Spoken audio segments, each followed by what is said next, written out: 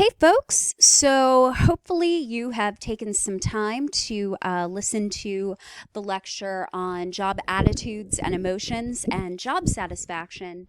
But when we talk about job attitudes, another aspect that we have to talk about is the concept of organizational commitment. And we'll talk a little bit more about this today. So here's what we're largely going to cover. We're going to talk a little bit about organizational commitment. I'll give you a general definition of what this is, what the different components of organizational commitment are, and how you can test for them, what kind of measures do you need for them, the antecedents of organizational commitment, and then the consequences of organizational commitment. And then we will finish up by talking about one other type of job attitude known as perceived organizational support. So let's start by talking about organizational commitment. So organizational commitment is basically the relative strength of your identification with and involvement in an organization. So for example, if you work at a place like Apple, like at an Apple store, are you a big believer in the organization? Do you have a lot of Apple products? Do you really believe in the mission of Apple and things like that? Or is it just a job for you and you don't really have that attachment and commitment to the organization? So organizational commitment is basically, do you feel like you're a part of things, and do you feel like your role in the organization is something that's bigger than yourself and you want to be a good citizen to that? After job satisfaction, organizational commitment is the second most job attitude that's studied at work. Generally, we do find that there is a positive correlation with job satisfaction. It's about 0.3 or 0.4, so a pretty moderate size correlation. But one of the things you'll notice, job satisfaction at a global level is, do you like your job? Or if we're looking at a facet level, do you like certain aspects of your job? Typically, organizational commitment is going to be more broad in its focus. Do you feel like you're a part of things here? Do you think that you are working towards something greater than yourself? So it tends to be a little bit more broad. And unlike job satisfaction, which can potentially change due to issues in the environment like restructuring, coworkers, a new boss, or things like that, so it does tend to fluctuate, organizational commitment largely tends to be more stable over time. So organizational commitment has three different components. So first of all, affective commitment, and we'll talk more about what that means, continuance commitment, and then normative commitment. So we're going to go through each of these and talk about what they are and how you can identify somebody's level of affective commitment, continuance commitment, or normative commitment. So affective commitment is your emotional attachment to the organization. So how much do you feel like this organization is something that you really care about? It's something that you really believe in. So it's often characterized by a strong belief in or acceptance of the organization's goals and values. So for example, many people who come to teach at CAUTI very, very strongly believe in the mission of contributing to a woman's education. And if you really believe in that, that is going to lead to greater affective commitment. A willingness to exert effort on behalf of the organization and do what it takes to help that organization grow and thrive. And a strong desire to remain part of the organization. Now, Meyer and Allen looked at a couple of different measures that could actually index each of the different components of organizational commitment. And they say that these measures in particular, these kind of statements, and whether or not you agree with them or disagree with them, help examine aspects of affective commitment. I would be very happy to spend the rest of my career in this organization. So in this particular instance, if you said yes, that would indicate very high affective commitment. I really feel as if this organization's problems are my own. I do not feel like part of the family in this organization. So if you answered yes to this, this would indicate a lower level of effective commitment.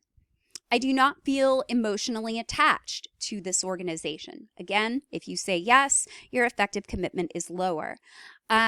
This organization has a great deal of personal meaning for me. I do not feel a strong sense of belonging to my organization. So you can kind of see with all of these different measures that they're basically saying, do you feel like you're a part of this? Do you believe that the mission of this organization and the values of this organization are values that are also important to you? Do you share these, and do you want to help your organization grow in that aspect? Now, continuance commitment is different. It concerns whether you will stay with the organization. So you are calculating the costs that are associated with leaving the organization versus staying with the organization. Sometimes this has been referred to as a sunk cost commitment.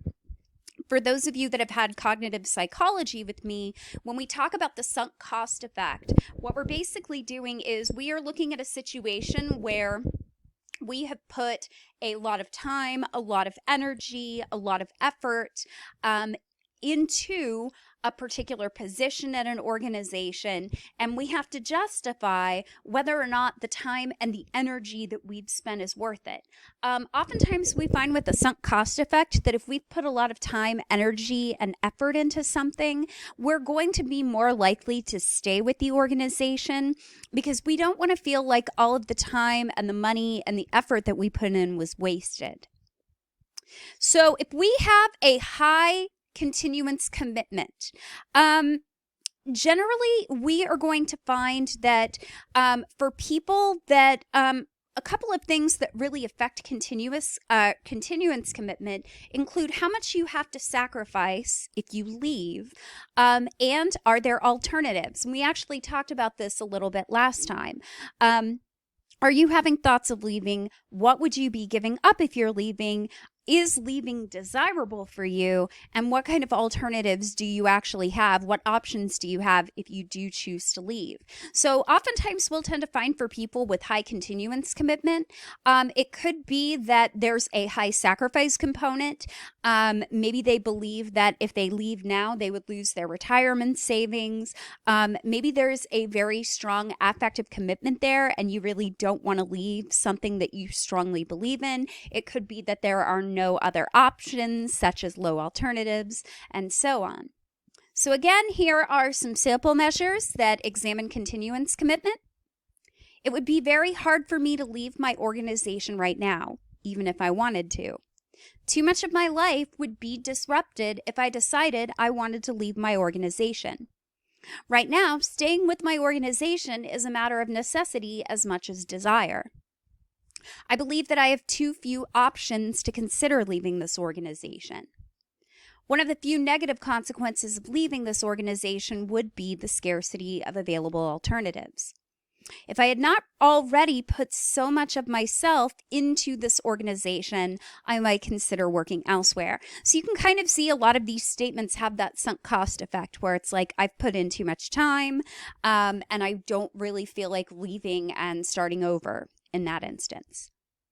And then finally, we have normative commitment. Normative commitment reflects your sense of obligation to continue your employment.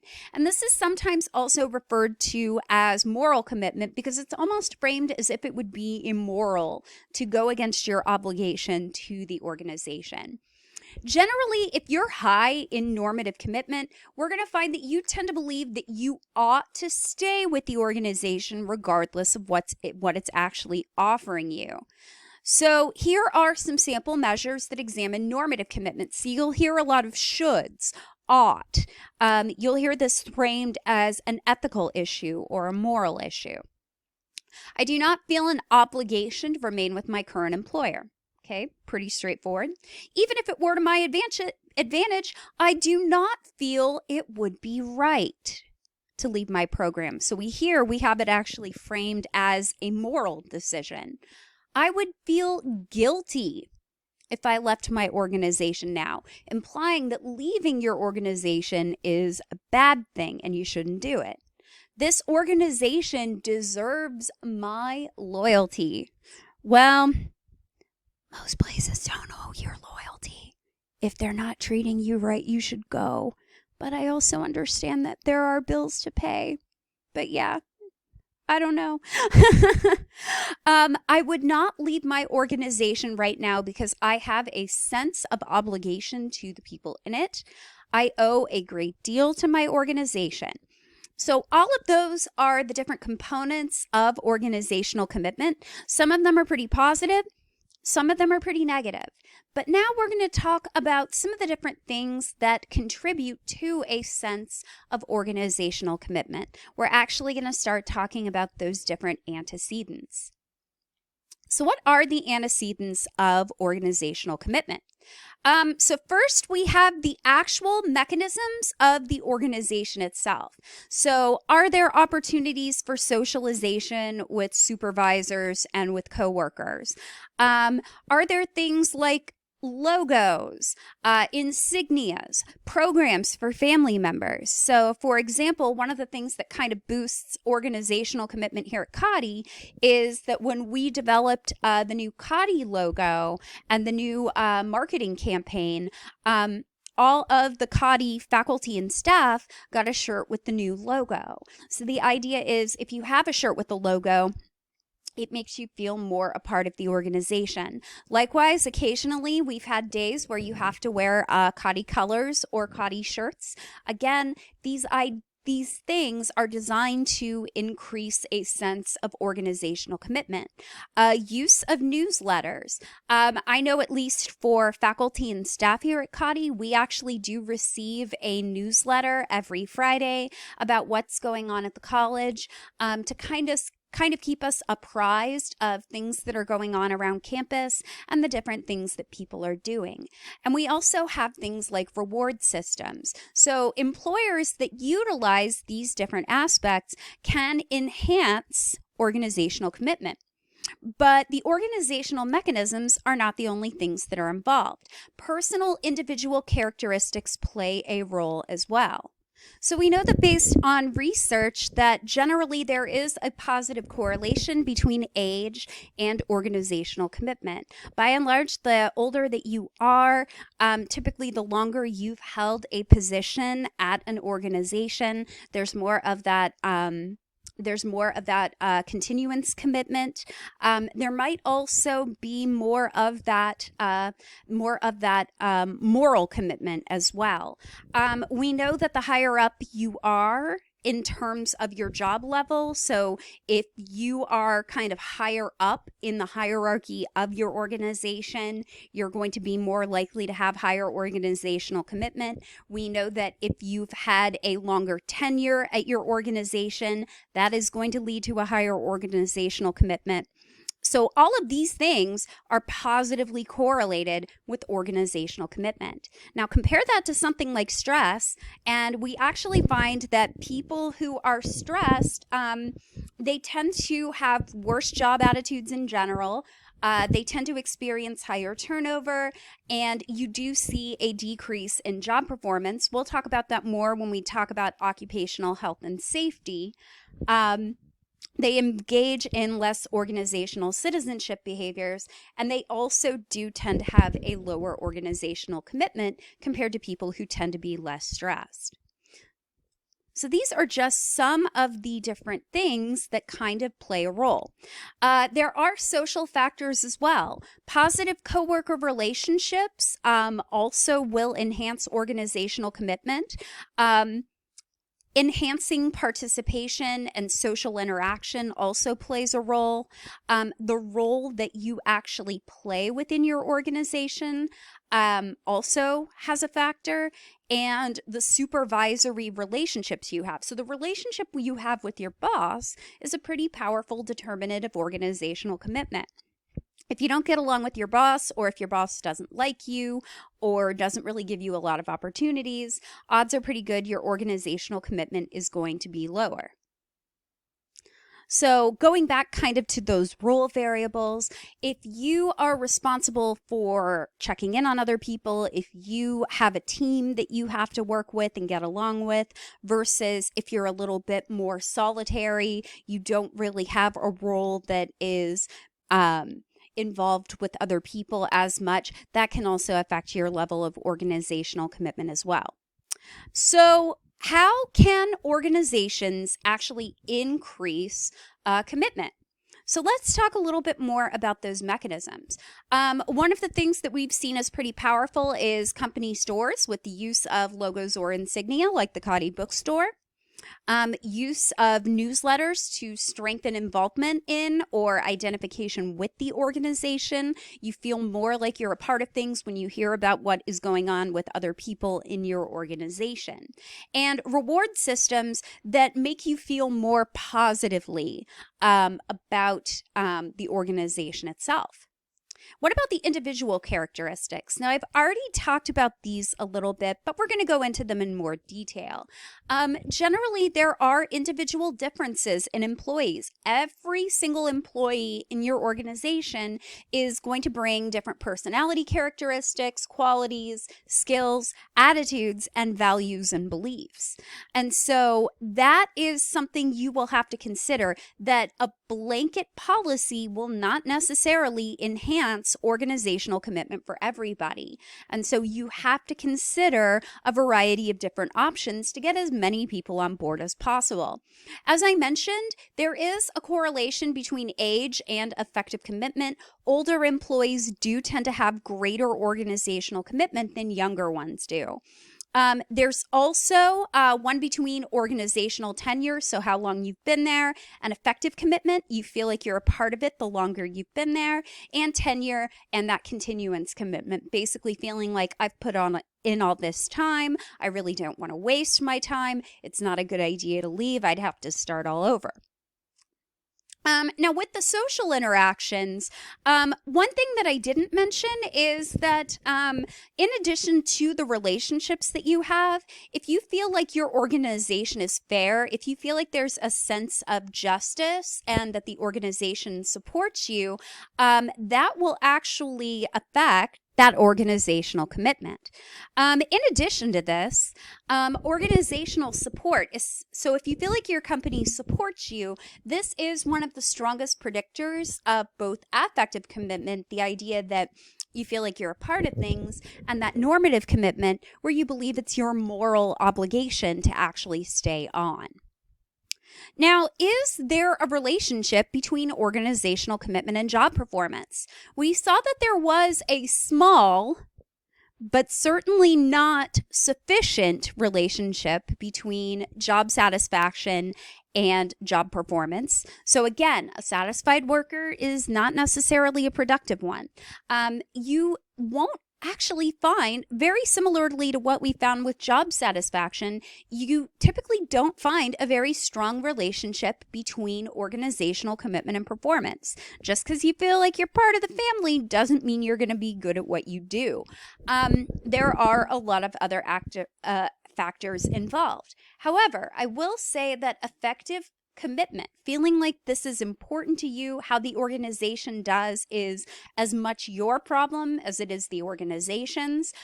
That can be a very powerful antecedent to job performance. If you feel like you're really a part of things and you value what the organization is doing, you want that organization to succeed. And so you're going to be a lot more likely to give it your best.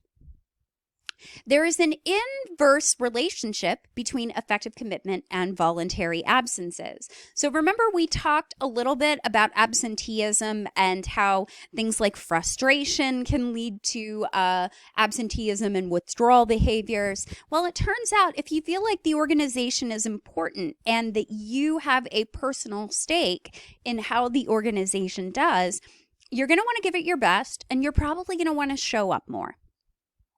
So now we're going to talk about perceived organizational support. This is another job attitude that does play a significant role in job performance. So in particular, we're going to talk about concepts known as job involvement and work centrality and perceived organizational support. So job involvement relates to your engagement. So if you want to see a very extreme case of job involvement, all you have to do is look at a workaholic. A workaholic is somebody who has a high level of job involvement and they also have a very high drive. Now, if you compare that to something like work centrality, that is basically work centrality is a degree of importance that work holds in your life. So for example, my work is very, very important to me. My job is very important to me. I love my job and I love the work I do. So I probably have a pretty high level of work centrality. Having said that though, I would say that my job involvement is pretty moderate. Right now, I'm working pretty hard because it's a fantastic distraction from all of the anxiety that's going on in the world right now. But generally, I know when I need to pump the brakes on my job involvement, and I do make sure to have a life outside of that. So there's a little bit of a difference between how engaged you are in your job involvement, and your work centrality, how important that job is to you in your life. So the former is focused on a particular job. The latter is focused upon work in general. So job involvement is how much does this specific job matter to me? So for example, with job involvement, I might actually feel like this job is very important to me. I'm pretty sure when I was a grocery bagger that my job was not very important to me. I don't think I did a very good job at that. So that's a case where my job involvement might change depending on the job. However, work centrality is basically how important is work in your life. And so while this job is certainly important to me, I think work plays a pretty big role in my life in general. If I did not have work to do, I think I would actually have a pretty hard time with it.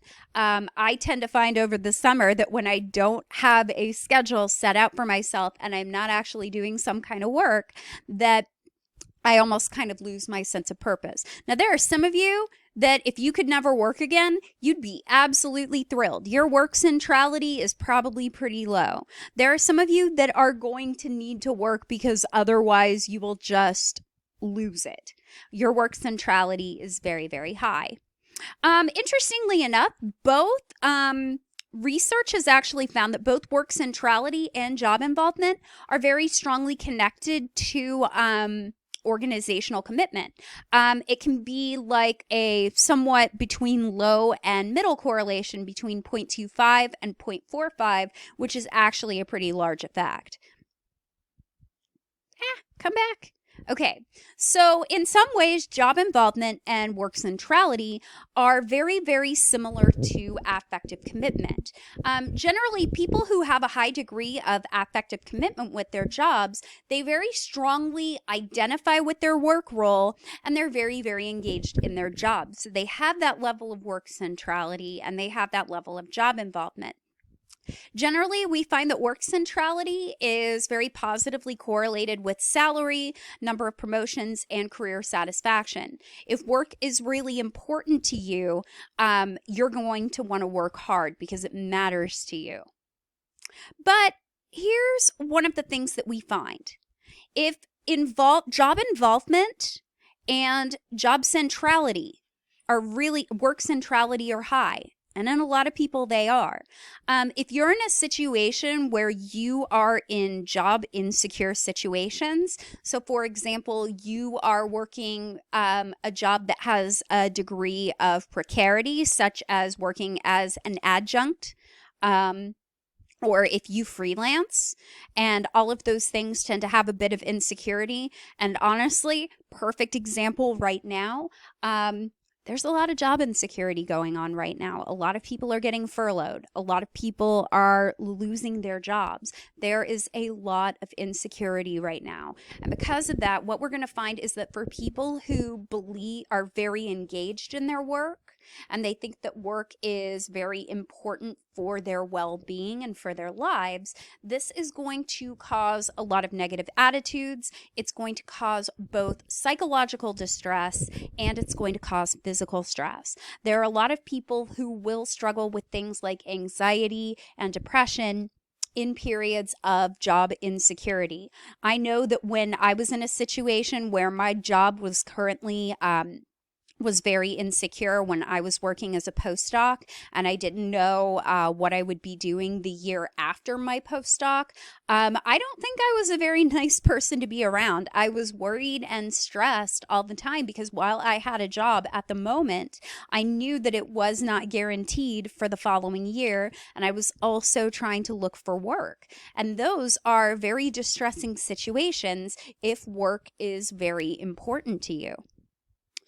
Now, let's talk a little bit about workaholism.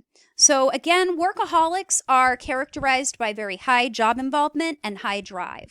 When we talk about workaholism, we have to make a distinction between enthusiastic workaholics versus traditional ones.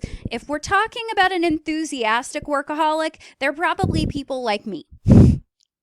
I try to do a little bit better making sure my life is in balance, but I can occasionally trend toward workaholism. But I'm very driven by my work. I'm very involved in my work and I enjoy my work. And all of those things, because I like my job so much, I want to do as much as I can and give my best. Now, traditional workaholics aren't necessarily enthused by their jobs. They are driven by the act of working. They don't necessarily like what they're doing, but they're driven by working. So there's a big difference between people who are working hard and engaging in workaholism because they really love what they do, versus people who are your traditional workaholics. They don't necessarily like their job, but they're driven by the act of working. It potentially provides a means of escape or distraction or things like that. Now, workaholism can have favorable outcomes. Burke found this in 2000. It can boost your emotional and psychological well-being. Working hard, being driven, and excelling can be quite positive, but only if you like your job. If you don't like your job and you're engaged in workaholism, you do not get these benefits.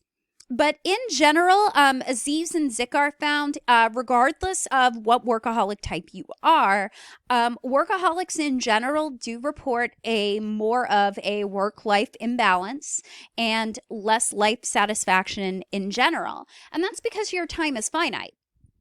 If you're constantly doing your job, then you don't necessarily have a lot of time for other things that are going on in your life.